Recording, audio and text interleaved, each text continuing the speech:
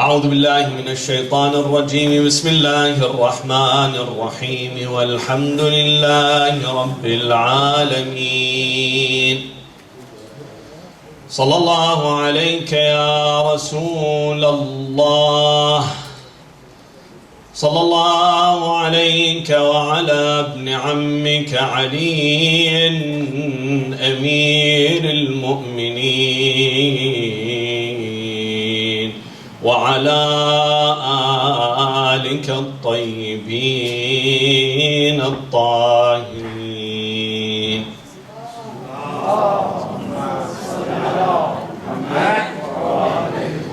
يا ليتنا كنا معكم سادتي فنفوز فوزا عظيما. من خطبة لسيدنا ومولانا أمير المؤمنين عليه السلام أنه قال: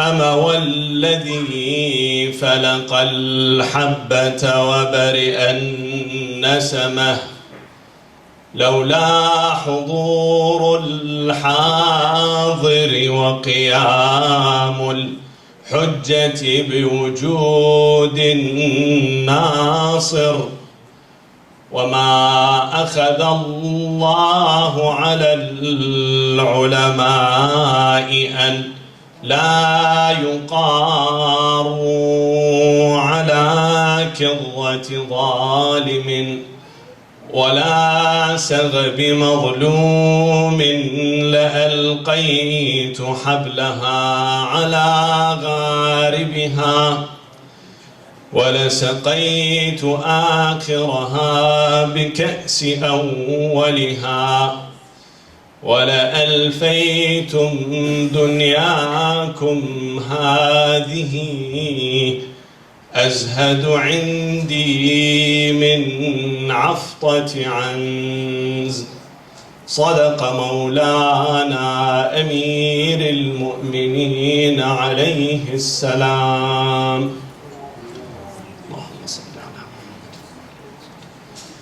These nights, tonight is the night where we commemorate the martyrdom of Mawla al-Muttaqeen, the master of the pious, Ali ibn Abi Talib alayhi salam.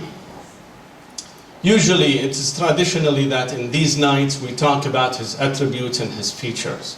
However, it is incumbent upon every single Muslim and the proud follower of Ali ibn Abi Talib to take some lessons from his lifestyle, from his tradition and what he has brought to entire humanity. Therefore, tonight my speech will be dedicated toward the look and insight of Ali ibn Abi Talib toward political power. How did he perceive political power or the Khilafah? What was his relationship and attitude toward the Khilafah?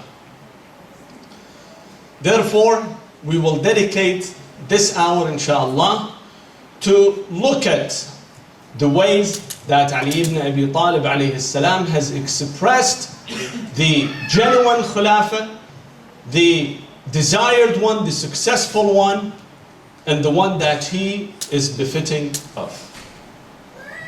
If you look carefully, brothers and sisters, you see that the Imam alayhi salam took power and was elected by masses of people. It was a mass election of people in Medina in 35 of the Hijrah. And he was martyred in Masjid al-Kufa in the year 40 during the month of Ramadan. So basically he governed for 5 years and 3 months. This was his entire Khilafah. Now when you look carefully, you see during that time, the Islamic state, the Islamic empire did not advance even a single yard while he was the Khalifa, the ruler of Muslimin. Not only that, Muslims and the state has gone under 3 devastating internal and domestic wars that has killed scores of people. By the way, all of those who were killed, somehow they have all declared Ashhadu an la ilaha illallah wa anna Muhammadan Rasulullah. All of them happened to be Muslims. In those devastating battles that the Imam alayhi salam has gone through, number 1 was the Battle of Jamal. In Battle of Jamal, there were 18,000 people who were killed. The next battle was the Battle of Siffin. In Battle of Siffin, the loss of the number of losses was 75,000 from, both sides of the armies. And the last battle was the Battle of Nahrawan with the Khawarij, who has caused, has estimated of 4,000 casualties. 4,000 people have been killed. So when you sum up all those numbers, about 100,000 people have been killed during those 5 years of the reign of the Imam alayhi salam. Added to this is that the formation, they were 2 dangerous groups who have taken root and formed during the time of his Khilafah. Number 1, the Umayyads, the school of Bani Umayyah that found roots and established itself, and up to now it is existing in the form of Wahhabi and Salafi school of thought. When you look at those 2 branches, the Wahhabi or the Salafi, this branch of Islam, you see it's a manifestation of Bani Umayyah, complete copy of the Bani Umayyah style of governance and their ideology. That was a group that was formed, who have shown their hostility and animosity not only to Ali ibn Abi Talib, to entire Ahlul Bayt, and also to the Prophet, peace be upon him. This is one group. The other group were the Khawarij. The Khawarij, who were fanatics and zealous people and violent people who had not known anything but the language of force and sword. Although those groups have been, extinct, completely are gone, however, their method, their legacy has stayed. Al-Qaeda, when you look at Al-Qaeda and other extremists and, fanatic groups, you see that they have inherited the style of Al-Khawarij. So those 2 groups have formed during the time of Ali ibn Abi Talib. Added to that, if you look at the Islamic state after the Prophet, peace be upon him, has flourished. Muslims became rich and rich. They had, many things at their disposal. Number 1 source was through the defeated external enemy. By invading, by attacking other countries and getting them under the rule of Islam or liberating them, there were plenty of booties and, and prices that Muslim warriors would bring to the mainland of Islam. That has caused a hike in the lifestyle and economic status of Muslims. But during the time of Ali ibn Abi Talib, since there were nothing from such kind of wars, there was no war with the external enemy, therefore the economic status stayed as it is, including the devastating war. So look at this. 3 devastating internal wars, no advancement of Islamic empire, the formation of fanatic groups, and the economic status was terribly bad. When you look at this, let's say some historian give you all those information but doesn't he withholds the name of the ruler. What does it come in your mind? You see that this ruler or this Khilafah is a total failure. Has nothing to do with success. Someone who is a despot only looking how to, to solidify his power, to consolidate his power. This is the image of anyone who has such kind of result. But look at the irony, brothers and sisters. The evidence is coming not from Muslims. I'm not going back to recite to you, where authors who happen to be Muslim to tell you about the Khilafah of Ali ibn Abi Talib. Look at the non-Muslims. In 1997, Kofi Annan, the General Secretary of the United Nations, in a conference for human rights, he says this. He says that a human right principle can be found in the teaching of Imam Ali alayhi salam. Human rights principle. Again, in November 2002, this is the Committee of Human Rights that belongs to the United Nations. In their extensive report, they write a report and issue a resolution. In the resolution, listen to this. This is the important point. This is the whole subject that revolves around this point. It says that the Khalifa Ali ibn Abi Talib is considered the fairest governor who appeared during human history. In the entire course of a human history, you cannot find a Khalifa, a ruler, who happened to be fairer than Ali ibn Abi Talib. This is the irony. Despite the wars that he went through, and this is a testimonial by who? By a non-Muslim secular body, international body that come to affirm the teachings and the principles of Ali ibn Abi Talib. And the resolution goes like this. It admonishes all the rulers, not only the Muslim rulers or Arab rulers, all rulers, monarchs and a president, to emulate the example of Ali ibn Abi Talib for his sound and a humanitarian method of governance. This is Ali ibn Abi Talib. This is the person that we are dedicating our topic about. And look at how misfortunate our Muslim Ummah is. Look at how pathetic, you cannot find, something less fortunate than the nation of Islam. That others, after 1400 years, others who have no connection with Islam, come to attest to the fact that one governor throughout the Islamic history turns to be the fairest governor in the entire world. But you see that their ummah, the nation, has given their back to this great leader. Isn't that a disservice that we have done to our nation? Now you can realize the causes of our backwardness.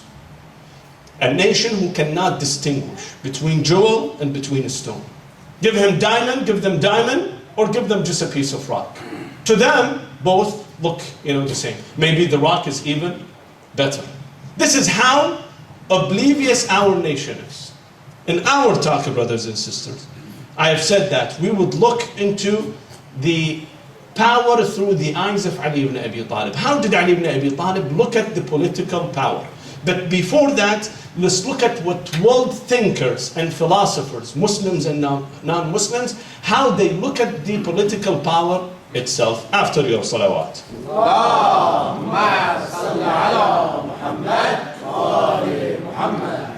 The majority of thinkers and philosophers and rulers, if you look throughout the course of history, you see that the majority stress on this fact is that power itself is an objective. Go and hunt power at any means, at any cost. You need to attain to power. Once you reach power, you grab power with your claws and you hold on to it firmly at that time. Then do your own, reformations, your agenda, whatever you have. If you have any humanitarian ideologies, creeds, methods, utilize them, adopt them after you consolidate the power. The power itself is an objective. It's a fruit of your struggle. People are pro-power. There are plenty of philosophers. If you look at the history, from the time of Nikolai Machiavelli, who lived in the 16th century, to Friedrich Nietzsche and other German philosophers, their philosophy is based on the powerful. The powerful is always has the right. If you want to find the right, look at the power. Where the power is, that person is rightful. Right is defined by power, by strength. The powerless does not have any right to live. Therefore, in recent centuries, we had the socialists, it's called the social Darwinists. Who are those social Darwinists? Who tell you that at the same time that in biology, in nature, the strongest is the one who would survive, the same thing in political arena. It is the strongest who will survive. Therefore, the right is always with the strong. God's hand is with the hand of the powerful. Not someone who's, seeking right. Seeking right does not make any sense. It is only for losers. But the powerful one, the one who has the strength of sword or arm, he's the one who, attains the right. And he's the one that is rightful. Always go after power. Therefore, we see that rulers, through the course of Islam, Islamic history, when they reached power, what did they say? Among them was Muawiyah. Muawiyah, when he reached power and entered Iraq, he collected all the people and gave them a sermon. He said, Wallah, ma qataltukum litusallu, wala lituhijju, wala litasumu, wala lituzakku. I fought with you, and now that I became dominant, not for you that you do the prayers, or you go and do the fasting, or you go to Hajj, or do the zakat. I fought you for one thing, لِأَتَأَمَّرَ عَلَيْكُمْ. So I become, your ruler. I become your master. وَقَدْ مَكَّنِيَ اللَّهُ مِنْ ذَلِكَ. God has given me this chance and this opportunity. I am fighting only for the sake of power itself. Abdul Malik ibn Marwan, another Umayyi Khalifa, he used to be called Hamamatul Masjid. Hamamatul Masjid, meaning the pigeon of masjid. Have you seen those pigeons who hover around the masjid? Even when they fly, they don't go for a long distance. They return back again to the same place. This man used to be called Hamamatul Masjid. When the people came and told him that the Khalifa before you is killed, is gone. Now you are the Khalifa. This guy, he had only one job, to stay in the masjid, opens the Quran and recite Quran. When he heard that people came and told him that now you are the Khalifa, he closed the Quran, kissed it goodbye, and put it in the shelf and said, هَذَا فِرَاقٌ بَيْنِي وَبَيْنَكَ. This is, a difference. Khalas, goodbye. I'm saying goodbye to you, and I would not see you from now on. And he didn't see the Quran from there. So this category of people who are the majority always tell you, go after power. Power is, a good thing. At any cost, attain it into your reformations. Now those who are in the opposition, and nowadays you see many of those, especially in the Arab Springs, who declare themselves, the freedom fighters and, opposing the tyranny. In fact, many of them opposing tyranny, not opposing tyranny. They are opposing this fact. Since we are not in the power, then we are opposing the government. But once we are in power, then everything is okay. So basically it is the subject, not the objective thing. It is not whether there is democracy or there is justice. It is basically, I am not in the post. Since I'm not in the post, then I am opposing the president or the ruler. But once I am there, then here it is. Everybody has to listen to me. Then everyone who revolts or complains, then he's an outlaw and he deserves to be massacred and killed. This is the logic of the majority of people. So this is one category of people. The other category, which is, not many people, a smaller group of people, they stand just the opposite of the first one, who tell you that power is nothing but wickedness and evilness. If you want to contaminate yourself, if you want to be called dirty, therefore take power. Power recognized and characterized by dirt and filth. You cannot see anyone who grasps power and stay immune from power. Anyhow has to be contaminated. Power is like a fire that engulfs everything. You see many righteous people, pious, noble people, very modest, rational, but once they get to the helm of power, what happens to them? They become very ruthless, bloodthirsty and dictators, and would like to kill more and more people. There is no problem with them. The problem is with power itself. Power is a contaminating agent. The same guy, Abdul Malik ibn Marwan, when he became Khalifa, he had a governor, and the governor's name was Al-Hajjaj. You know Al-Hajjaj ibn Yusuf al-Thaqafi. Hajjaj used to kill people in masses. Sometimes will take people's eyes from their sockets in masses. More than 30,000 people lost their vision because Hajjaj would ask his cronies to come and take the eyes from their sockets while they were alive. Abdul Malik ibn Marwan says that before I reach Khilafah, when I go from my home to the masjid, when I do this one, when I go to home, from home to masjid, I make sure that I am so cautious. If there is a grasshopper on the ground, I would not step on the grasshopper. I would not kill a fly. If I see a fly, I would not kill the fly. So cautious I was. But now Al-Hajjaj tells me that I have killed more than 50,000 people. You know, I don't even blink. It's as I am drinking water. So easy for me. Why is it so? According to this group of people, tell you it is the power itself. The power has contaminated this person. It is like the story of the snake man. Have you heard the story of the snake man? There used to be, you know, you've seen in India, those snake men who bring the snakes, the serpent, and while the serpent, you know, dances, they, you know, go and do the flute and they, just to make some money out of this.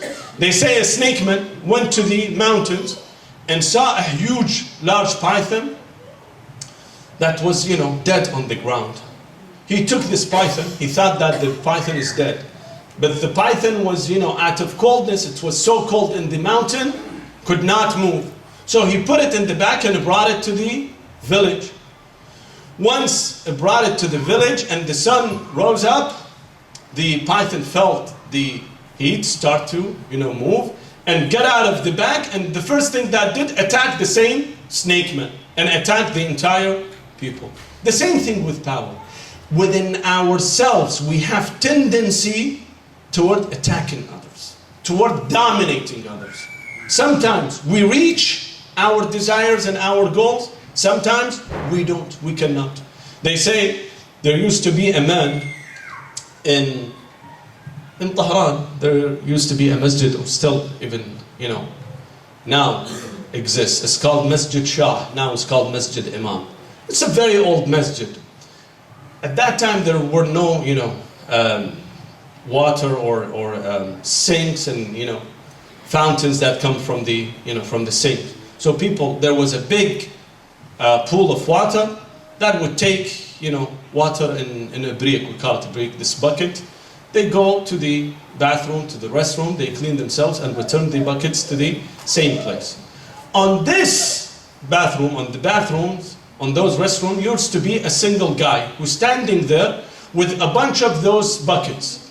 Whoever would come to take one of those filled buckets to go to the restroom, he would scream, tell him, no, no, no, don't take that one, take this one. The guy would take this one and go, you know, to the restroom. Another guy comes to take another one, says, no, no, no, no, no, don't touch this one, touch that one, get that one.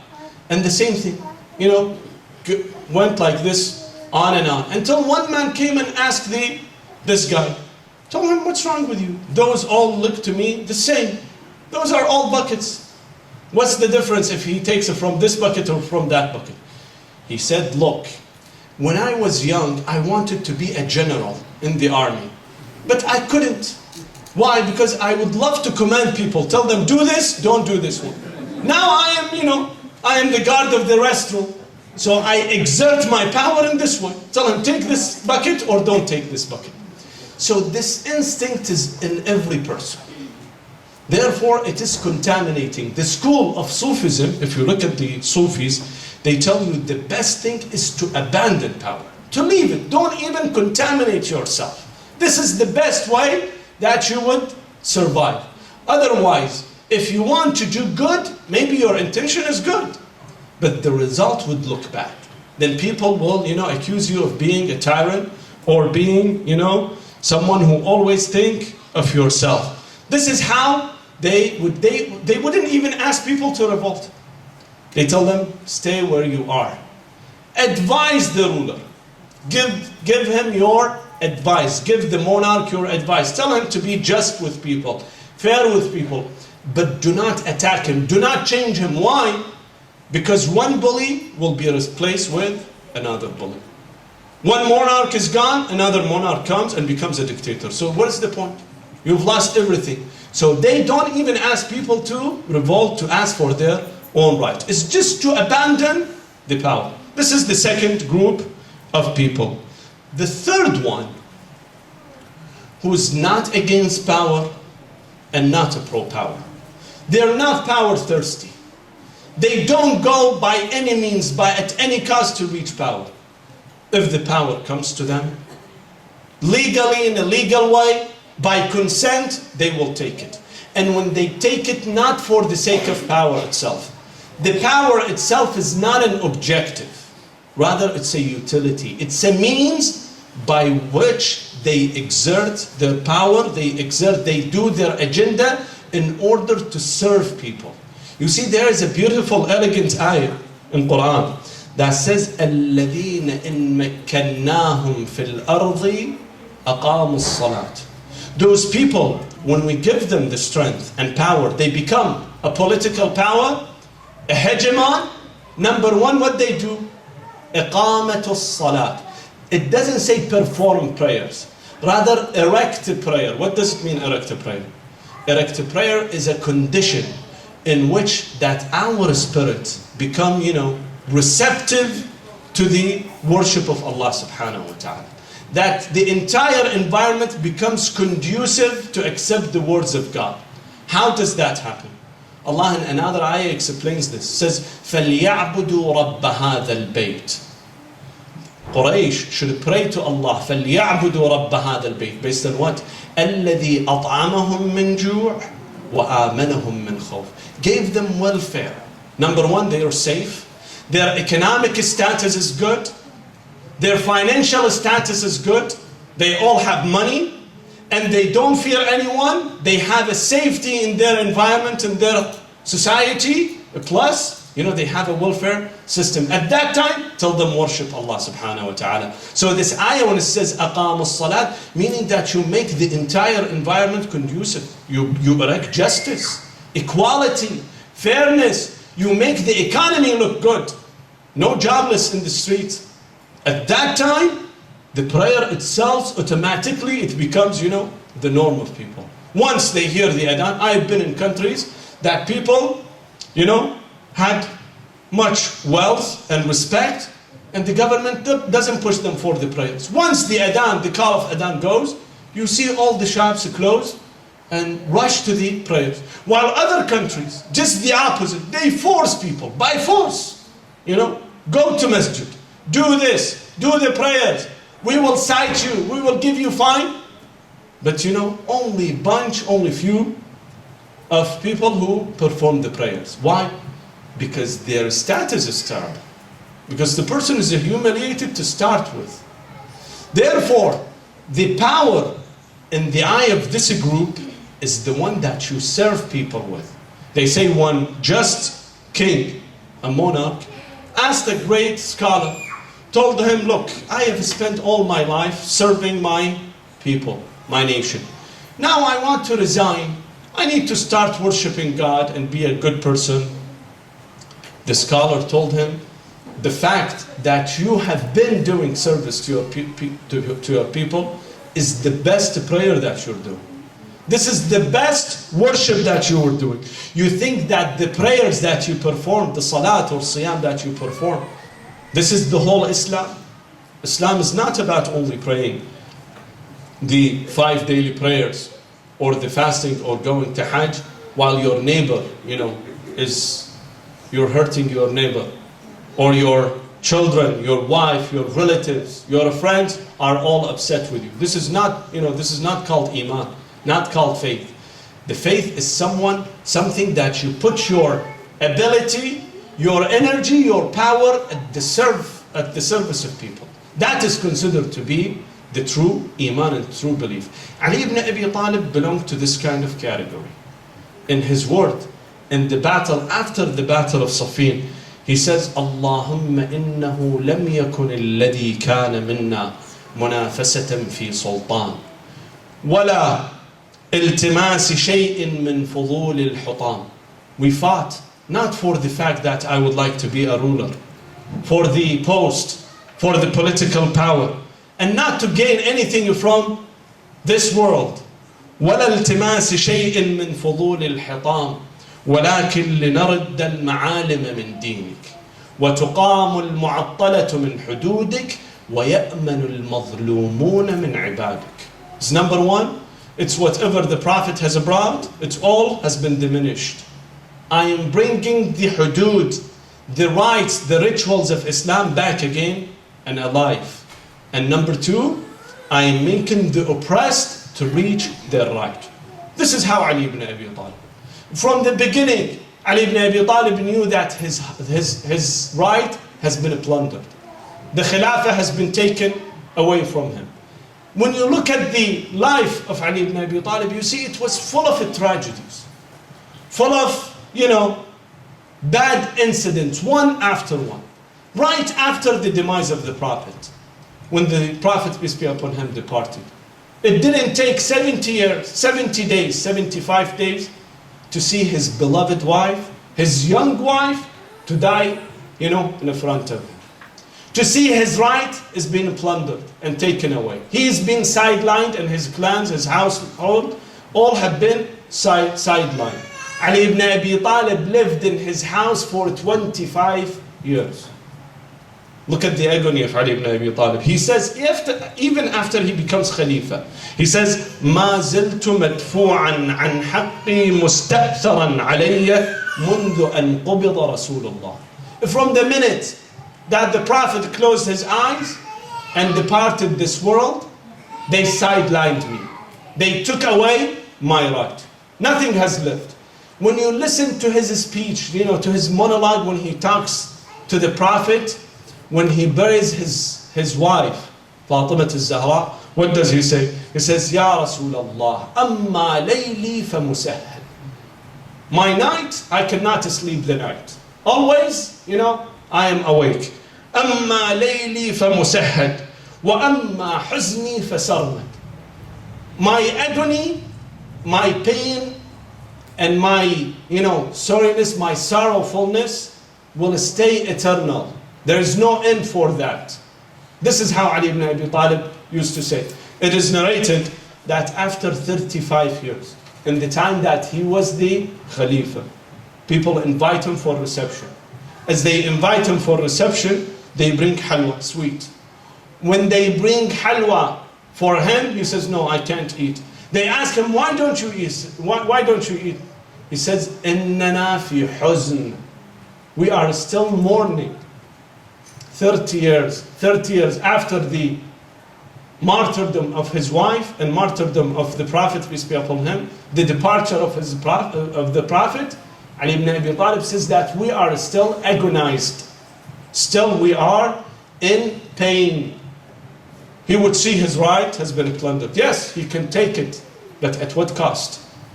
Rasulullah sallallahu alayhi wa has told him, leave it. Ali, you ask for your right, but if they don't give you your right, you take your own way. Therefore, he says that فَصَبَرْتُ وَفِي الْعَيْنِ قَدَى. He says that the patience that I had is like a spine in the eyes. فَصَبَرْتُ وَفِي الْعَيْنِ قَدَى وَفِي الْحَلْقِ شَجَى. It is like a sharp metal in the throat. This is how Ali ibn Abi Talib used to look at the days, used to look at the environment around him. How difficult it was for him. He never had any joy. The joy of Ali ibn Abi Talib was always taken away. When you look at the Nahj al-Balagha, you see, brothers and sisters, one beauty of Nahj al-Balagha when you recite, it reflects the mood of Ali ibn Abi Talib. How he expresses himself. Sometimes people can talk, they can speak about themselves when they see people, when they see dignitaries, they talk to them, they converse with them. But in their monologue, when they talk to God, you see the pain in Ali ibn Abi Talib. The somber mood of Ali in the entire Nahj al-Balagha. Always clear. Always talk about taqwa. Not even 1 second you see there is joy or there is a humor in Nahj al-Balagha. Sallu ala Muhammadin wa ali Muhammad. Allahumma salli ala Muhammad wa ali Muhammad. Always admonishing people to be careful. The word taqwa, piety, and fear of God, probably the word that has been cited the most frequently cited word in the entire book is the word of taqwa, fear of Allah.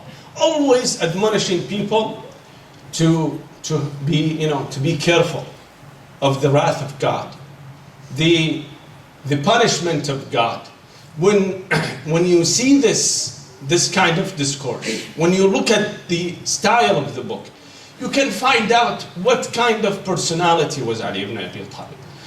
How he would express himself. That taqwa has overtaken him completely, has infused into his entire existence.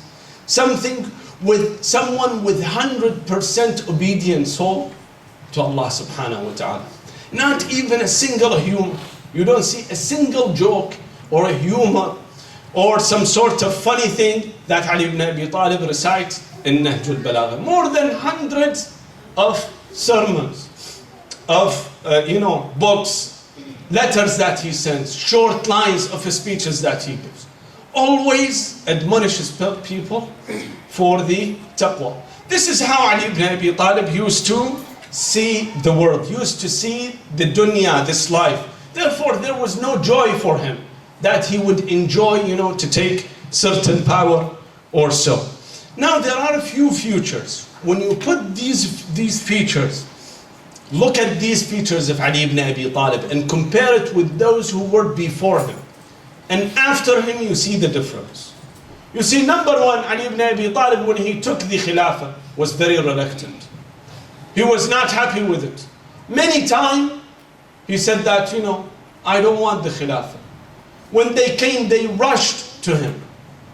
In a very beautiful saying, he described the way that they came to Ali ibn Abi Talib and pledged their allegiance. How did they pledge their allegiance? He says, فَمَا رَاعَنِي إِلَّا وَالنَّاسُ كَعُرْفُ الضَّبْعِ. It is like the herds, the flocks of hyenas. Have you seen hyenas? When they attack the prey, how they get into groups and then attack the prey. Ali ibn Abi Talib resembles those people who come to pledge allegiance for him, like those people similar to the hyenas. In flocks, they came and amassed his home to give their pledges. وَالنَّاسُ يَنْثَالُونَ عَلَيَّ مِنْ كُلِّ جَانِبٍ. They came, they rushed to me from every direction. حتى لقد وطئ الحسنان وشق عطفاي. Until Hassan and Hussein were caught in a stampede. Hassan and Hussein were stampeded. People will step on them to rush to give their pledge of allegiance to Ali ibn Abi Talib. وشق عطفاي. My clothes were torn apart. Ali ibn Abi Talib never said, the Khilafah. When they came to him, told him, دعوني والتمسوا غيري. Go find someone else. Leave me alone. فإني لكم وزير خيرا مني لكم أمير. I become an advisor. I always advise you. Better than I become a ruler for you. This is how he used to look at the Khilafah. One day, he was sewing his shoes. Ibn Abbas came to him and told him, Ya Amir al-Mu'mineen, there are groups of people, tribal leaders, they're waiting for you to pledge their allegiance and congratulate you for the Khilafah. The Imam smiled and told him, Ibn Abbas, you think this shoe, how much it's worth? Ibn Abbas said, I felt embarrassed if I tell him it's worth nothing. But I said couple dirham. He said, you think this shoe is worth couple dirham? He said, yes, Ya Amir al-Mu'mineen. He told him, Wallahi ibn Abbas, inna imratakum hadihi. This Khilafah that you're talking about me about and telling me people came to congratulate me for, inna hadihi imratukum azhadu indi min hadha al-na'l. That in my eyes, this Khilafah, this governorship worth less than this piece of shoes to me, إلا أن أقيم حقا أو أدفع باطلا. Except two criteria, two things, is that I erect justice. Therefore, in the recitation that I said at the beginning, he said, لولا حضور الحاضر وقيام الحجة بوجود الناصر. He put three categories. He says why he accepted the Khilafah. Number one, Khilafah became available for Ali ibn Abi Talib. He was not the one who rushed toward Khilafah. People came to him. People were the ones who voted for him. لولا حضور الحاضر. Number one, the Khilafah became available for me. ووجود الحجة وقيام الحجة بوجود الناصر. That they were followers, people who said that we are willing to be with you. We are your helper. We will assist you. At that time I got followers. Then he says this important thing, that God has taken a pledge. Then he says that وَمَا أَخَذَ اللَّهُ عَلَى الْعُلَمَاءِ. God has taken a pledge from whom? From the scholars. أَنْ لَا يُقَارُّوا عَلَى كَظَّةِ ظَالِمٍ. They would not accept, they would not tolerate when they see, a full stomach of the oppressor and an empty-handedness of the oppressed. أَنْ لَا يُقَارُّوا عَلَى كَظَّةِ ظَالِمٍ وَسَغَبِ مَظْلُومٍ. Unless God has taken this pledge from them, that if you see an oppressor, then at that time, talk about it. This is how Ali ibn Abi Talib used the Khilafah, is to bring justice to people. This is number one, that he was not the one who sought the Khilafah. Unlike other ones.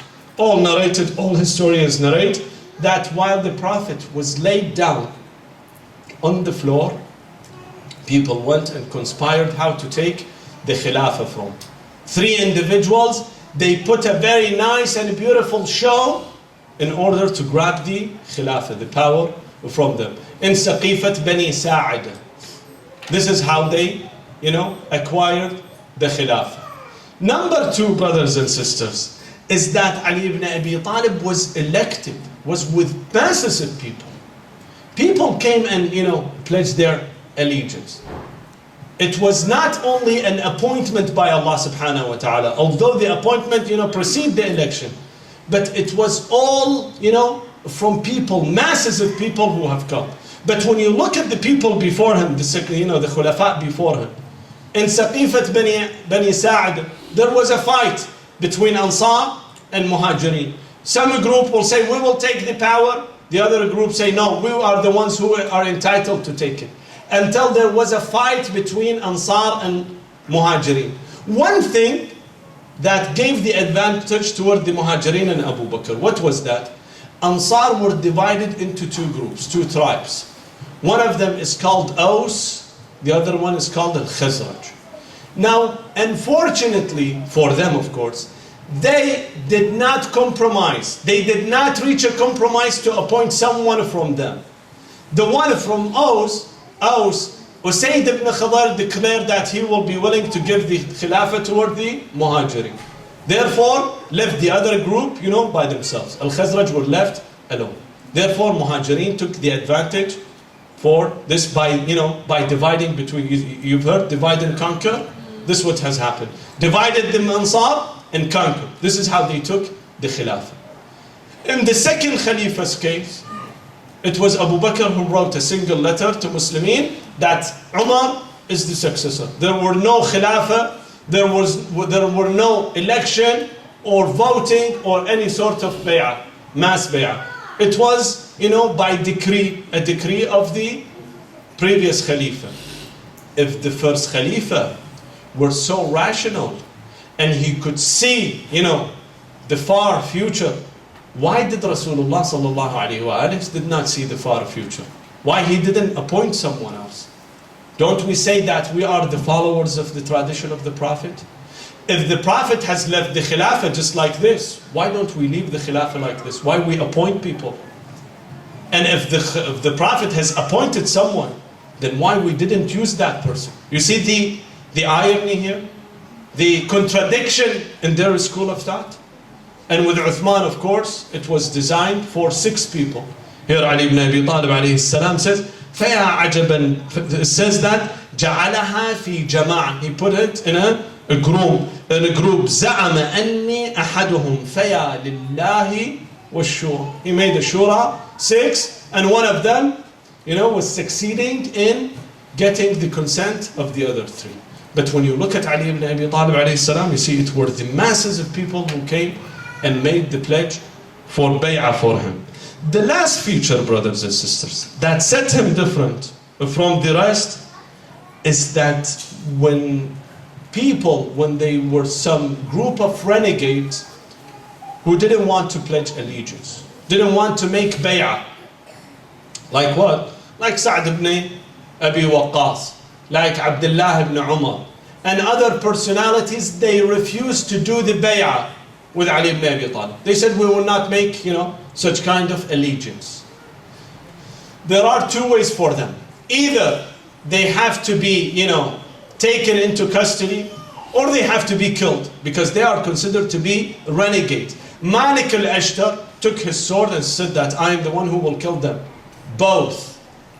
Ali ibn Abi Talib said, hold it. I am the one who will bail them out. Take them out on my own, assurance. I will give you assurance that they will not do anything. But look at the people before him, the predecessors of Ali ibn Abi Talib. Why did Fatima al-Zahra lost her life?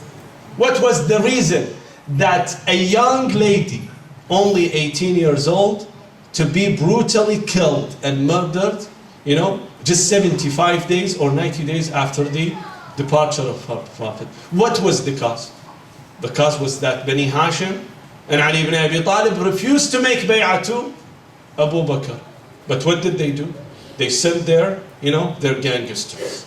Those people, the headmen came and attacked the household of Ali ibn Abi Talib. They were happened to be 3, headmen.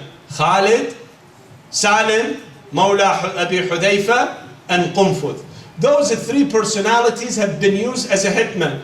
Anyone who refuses to make bay'ah, they will send him those 3 individuals. The story of Malik ibn Nuwayra is well known to everyone. Malik, one day came to the Prophet, and the last month of the Prophet, peace be upon him, he brought his zakat. And as he gave the zakat, he asked the Prophet this question. Told him, Ya Rasulullah, may God make your life so long. But let's say, God forbid, you lost your life. Whom should we follow? The Prophet told him, do you see that man? He pointed toward Ali ibn Abi Talib. He said, follow that guy. If people disagreed, you follow that man. The person, Malik, who happened to be a tribal leader, who lived outside of Medina, said, will you guarantee the heaven for me? He said, yes, I will guarantee the heaven for you. You do the prayers, the fasting, you pay the zakat, go to Hajj, and follow this man. I will guarantee the heaven for you. The man stood and left. As he was about to leave, Rasulullah sallallahu alayhi wa alayhi says, من أراد أن ينظر إلى رجل من أهل الجنة فلينظر إلى هذا المدبر. Whoever would like to see a person from people of heaven, look at this man. It was Malik that was leaving. After the demise of the Prophet, Malik came to Medina. He had the zakats in his hand. As he enters the masjid, he finds someone else is on the minbar, on the pulpit. He returns, he doesn't give the zakat because the Prophet has told him that give it to Ali ibn Abi Talib. This man goes back, the government sent Khalid ibn al-Walid. Khalid, when he approaches the tribe place, he enters, he looks at Malik and his wife. His wife was very beautiful lady. He was captivated by her beauty. So he orders to capture all the males, and at that night he ordered all of them to be killed completely. They were all massacred, and at that time he jumped and took his wife away. This is this is called Sayfullah al-Maslul. This is how they even obliterate the words of Rasulullah sallallahu alaihi wasallam. But Ali ibn Abi Talib has left them all free. When they refused to make bay'ah, he said, just leave them as they are. This was the striking difference between Ali ibn Abi Talib and those who were before him. The hallmark, brothers and sisters, the key concept of Ali ibn Abi Talib was justice. How he would erect justice. You see, in the last moments of his life, when he talks to his son, he tells them, وَكُونَا لِلظَّالِمِ خَصْمًا وَلِلْمَظْلُومِ عَوْنًا. For the zalim, for the oppressor, I want you to be an enemy. I want you to be a foe. While for the oppressed, defend the oppressed. Always going after the justice. His slogan, brothers and sisters, is very well known when he talks about, how he seeks justice. He says, وَاللَّهِ لَإِنْ أَبِيتَ عَلَى حَسَكِ السَّعْدَانِ مُسَهَّدًا. If they put me right on those, hot, ablaze sands of the desert, أو أجر في الأغلال مصفدة. If they chain me, chuckle me, and then pull me, on the ground, how my body completely becomes bloodied. أحب إلي من أن ألقى الله ورسوله يوم القيامة ظالما لبعض العباد. I would feel much better than come on the day of judgment while I have oppressed someone. This is how Ali ibn Abi Talib would say. In another saying, he says, وَاللَّهِ لَوْ أُعْطِيتُ الْأَقَالِيمَ السَّبْعِ. If the entire heavens, the entire universe has been given to me, وَبِمَا تَحْتَ أَفْلَاكِهَا أَلَا أَنْ أَعْصِيَ اللَّهَ فِي نَمْلَةٍ. That I would make oppression to wrongdoing to a tiny little ant. أَسْلُبُهَا جَلْبَ شَعِيرَةٍ مَا فَعَلْ. I would take the tiny little weed in the mouth of an ant. I would not do it in return if they give me the entire universe. This is how he, established justice. The first thing that he did when he became the governor, he asked all the corrupt governors to be discharged and he placed good people, in their places. Like Muhammad ibn Abi Bakr, like Malik al-Ashtar, like other individuals who have been known for their just behavior, for their justice. Not only that, he used to keep them under surveillance. Always check on them, find out if they're doing the good job or not, if they're following his rules or not. If he would find any ruler, any governor is not, abiding by the terms and not seeking justice in his rules, he will take the resignation and give it with the same people who came to complain with him. People of Ahwaz came and complained about their governor. They said that this man is an oppressor. He's oppressing us. After he found the evidence, Ali ibn Abi Talib wrote his resignation letter and gave it to the same people who came to complain about him. Told them, go and give this to the governor. And once he opens, he says that you are no longer the ruler of that place. Would not wait a minute before he put justice, back in order. This is what Ali ibn Abi Talib was looking power. In the eyes of Ali ibn Abi Talib, this is how power looked like. One more difference, and we finish the whole thing. We talked about that. It is the tolerance with the enemy. How he tolerated the enemy. You see, brothers and sisters, sometimes you have a personal enemy. Sometimes you have someone who doesn't like you, but he doesn't cause you trouble. He doesn't threaten you. Many rulers cannot stand this. Anyone, any opposition speaks his mind out, next day he has to be killed, has to be gone. But when you look at Ali ibn Abi Talib, how he dealt with the enemies who also had arms in their hand, who have fought Ali ibn Abi Talib. One of them was Abdullah ibn al-Hur al-Ju'fi. This man, ran toward Muawiyah, left his post in the battle of Siffin and went to Muawiyah. When he left Siffin, his wife thought that this man is dead, and at that time there was no, cell phones and internets and Skypes and other methods of communication. So the family thought this man is gone, he's dead. So this lady took the iddah, she waited for 4 months and 10 days, didn't hear anything from her husband, thought he's killed in the battle, and got married. When the man next to Muawiyah, he was with Muawiyah, he heard that his wife has taken another husband and took all his property and bank account and everything. he got agitated, he came back again to Ali ibn Abi Talib. He knocked on the door of Ali ibn Abi Talib, opened the door. He told him, "Huh? You're back again? Who brought you here?" He said, "Adluka ya Ali ibn Abi Talib. Your justice has brought me. I have faith and hope in your justice." He said, "Didn't you desert me?" He said, "Yes. But does that prevent me from your justice, ya Ali?" He said, "No, absolutely not." Ali ibn Abi Talib calls upon the wife and tells her that your husband is still alive. He segregates between her and her husband, makes another iddah, and afterward comes back again to her husband. The justice is preserved under the rule of Ali ibn Abi Talib. One of the Khawarij comes to him in his face while in the masjid. He tells him, "Wallahi la usalli khalfak. I would no more do the prayers behind you. وَلَا أَجْتَمِعُ فِي جُمُعَةٍ مَعَكَ. I don't even do the Friday prayers behind you. وَلَا أُطِيعُ لَكَ أَمْرًا. I don't even listen to you. I don't consider you as my ruler. وَإِنِّي مُفَارِقُكَ غَدًا. Tomorrow I'm leaving you. I'm taking, my way and leaving you." The Imam alayhi salam smiles. He gave 3 things. The Imam replied with 3 things. He says, وَلَا نَمْنَعَكُمْ مِنَ الْمَسَاجِدِ. I would not stop you from entering any masjid. وَلَا نَمْنَعَكُمْ مِنَ الْفَيْءِ. The allowance that I give you every month, I would not prevent you from the allowance. Your allowance still, it's available. Come anytime and take it. وَلَا نُقَاتِلُكُمْ مَا دَامَتْ يَدُكُمْ فِي أَيْدِ الْمُسْلِمِينَ.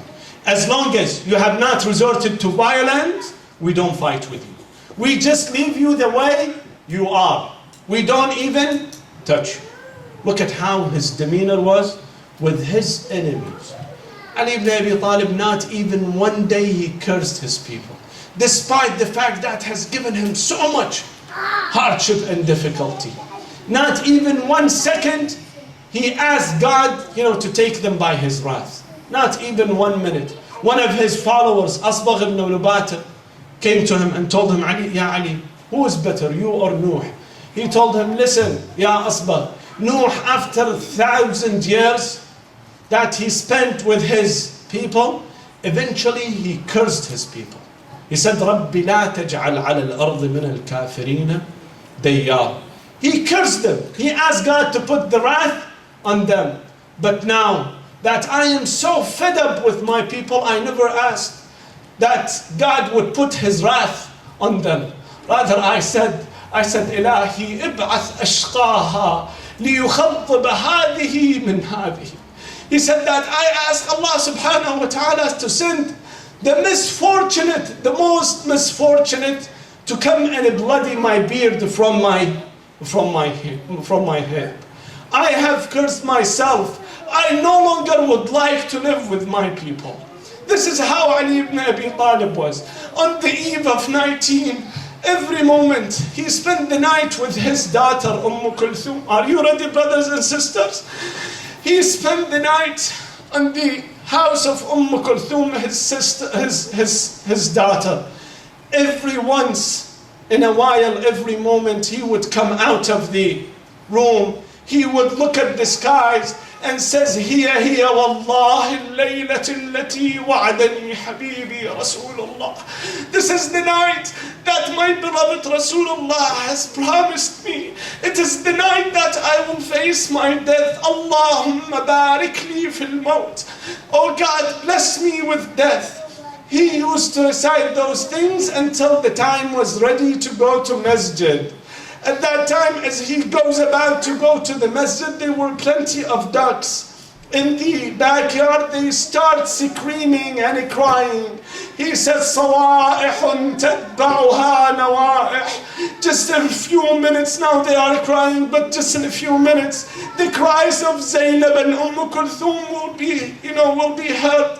As he goes to leave the door, the belt, gets open. His belt gets open. He recites this poem, "Ujhdud hayazimaka lil-maut, فإن الموت لاقيك ولا تجزع من الموت إذا حل بناديك كما أضحكك الدهر كذاك الدهر يبكيك." Ali, get ready for death.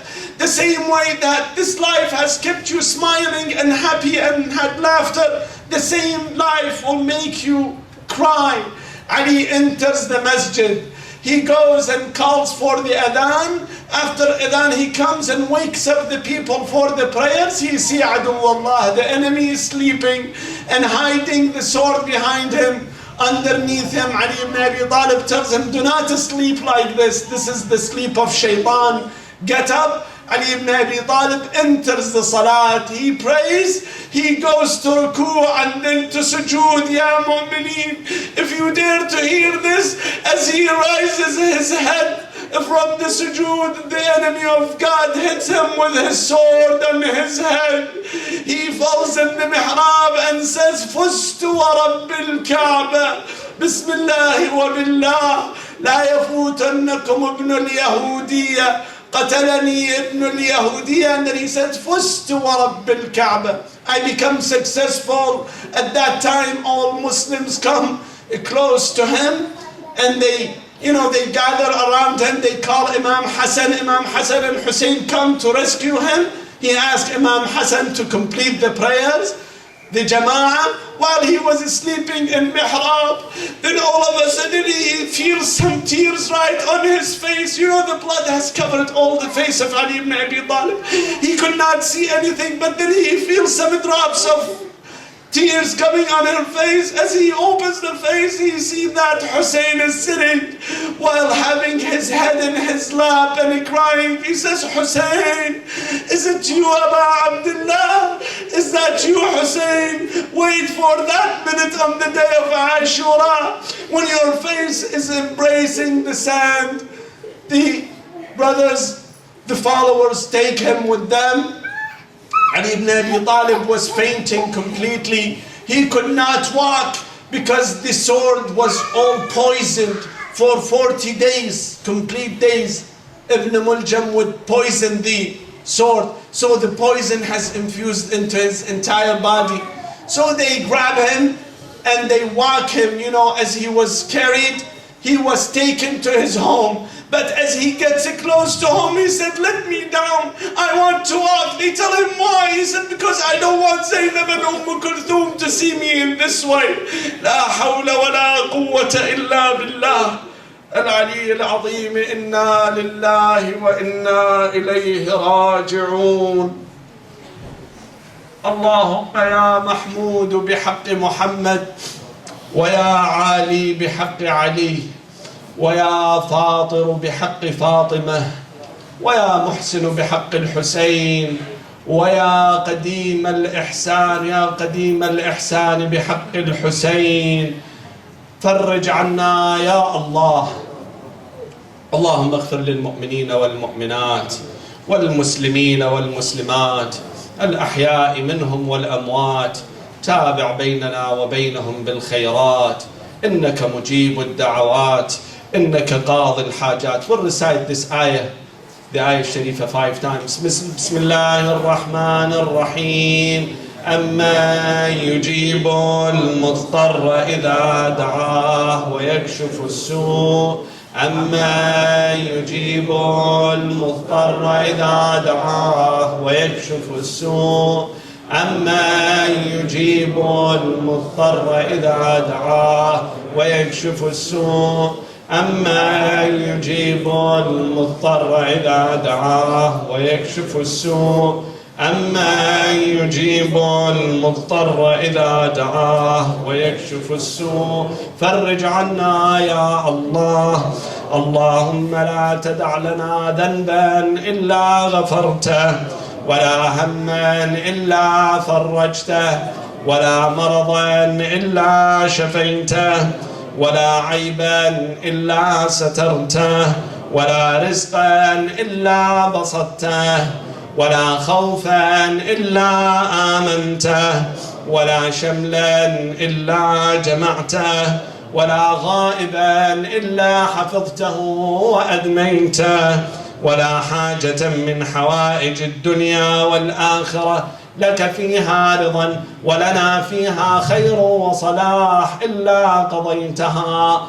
اللهم أدخل على أهل القبور السرور، اللهم أغني كل فقير، اللهم أشبع كل جائع، اللهم اكسو كل عريان، اللهم اقضي دين كل مدين، اللهم فرج عن كل مكروب، اللهم رد كل غريب، اللهم فك كل أسير، اللهم أصلح كل فاسد من أمور المسلمين، اللهم اشف كل مريض، اللهم سد فقرنا بغناك، اللهم غير سوء حالنا بحسن حالك، اللهم اقض عنا الدين وأغننا من الفقر، إنك على كل شيء قدير.